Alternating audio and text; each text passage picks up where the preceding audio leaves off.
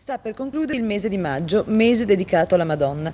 Maria, Madre della Chiesa, degna di ogni lode, che il popolo non ha mai smesso di intessere per lei. Così come avviene nel canto del XII secolo, a lei dedicato in lingua catalana da Maria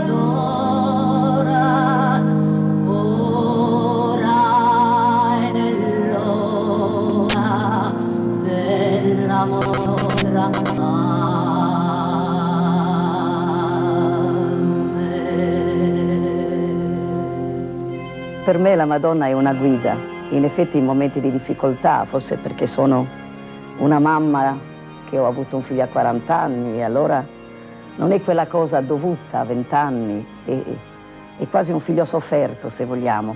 E poi nelle difficoltà penso sempre a qualcuna che ha avuto molta più sofferenza di quella che posso avere io, anzi la mia è niente. Allora ecco, per questo per me l'immagine della Madonna è un'immagine molto importante e poi un'immagine continua. Maria, Madre, prega per probas pecadores adora, ora e l'ora dell'amor nostra.